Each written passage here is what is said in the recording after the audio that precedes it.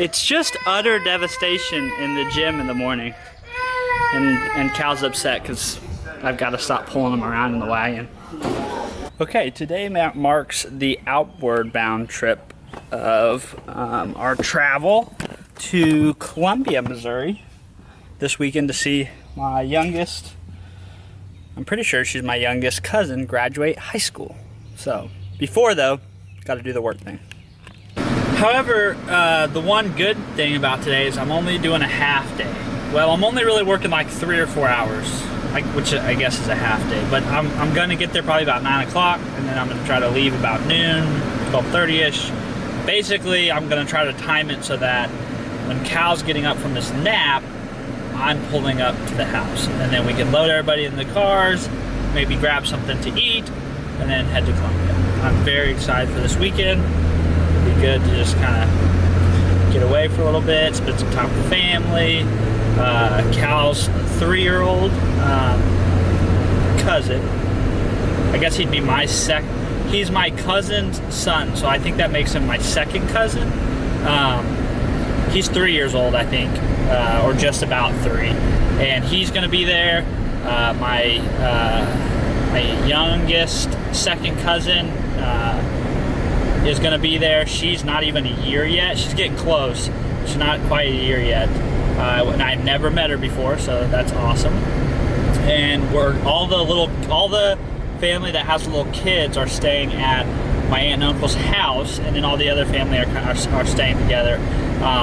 That way the little kids can kind of all be together and play, which I'm sure will be quite the chaotic, fun awesomeness I'm imagining it to be. Endangered species hard to find. I'll give you some long time. I had this football coach in high school. He was actually the head football coach for the entire time I played high school football. And to his credit, he was like an ingenious offensive coordinator, play caller, schemer. And we put up pretty big points on the offensive side of the ball when things were clicking. But as like a manager of the team, as like the scheduler and organizer, his solution to like fixing problems, and I think it's like a lot of that generation's solution is like just to throw more time at it. So, you know, and for some reason there's a perceived level of value to that additional time, right? Whereas I think, at least me personally, but I also think my generation as a whole kind of views this similarly, is that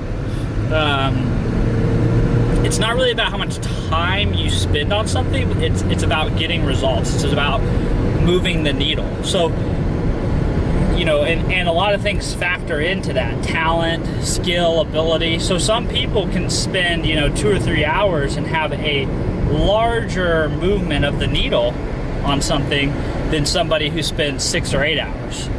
And that's purely predicated on people's intellectual ability, their physical ability, their level of skill development, all those things.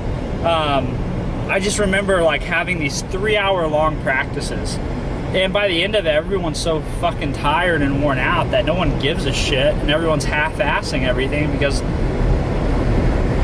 we've been in the sun for 3 hours. It just doesn't make any sense.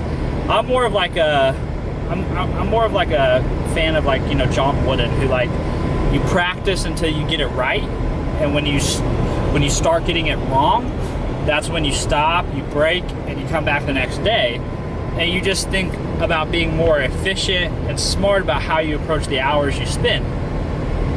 That doesn't mean that I don't believe if somebody's working as equally smart and efficient as you are, but they're putting in more hours, well, obviously they're going to drive more change, more results, they're going to move the needle more. But a lot of the times people are just throwing extra hours at shit, and the ROI on those extra hours is like diminishing. It's just the returns are not worth it, in my opinion.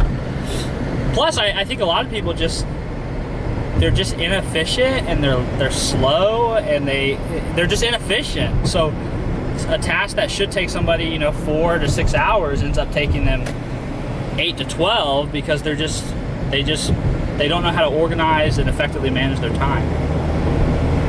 It's just one guy's opinion. I'm not kidding. And then Sam was like, dude. You bet. We have a full car.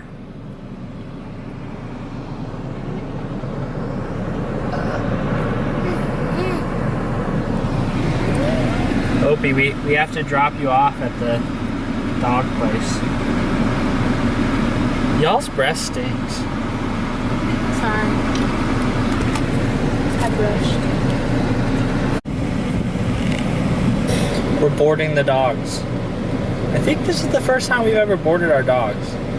I'm less worried about how they're gonna do with the people, and I'm more worried about them tearing up the people's stuff. I need to go catch a high tide, 'cause I don't feel free. Okay, we're a little over halfway to Columbia. We're like near Lake of the Ozarks right now. We stopped for a restroom break, and Cal could walk around a little bit. Being in the car makes me stir crazy. Are you ready to get out of the car too, Kyler? Little guy, love you. So I'm letting you know where I want to be. Driving by the shore. Well, that's one of the benefits of stopping at a Walmart for a rest stop. You can buy beef jerky at a reasonable price. I think Kelsey moved the car on me, or I'm going crazy. Did you move the car? Just down a little. Okay, I was like, I'm going crazy. You've never been here before, huh? This is Uncle Wes's house. This is Uncle Wesley's house. And Aunt Steph. Come on. Come on. Wait, literally. Go, buddy. Now you recognize him. Listening to a broken radio. Skyline neon lights.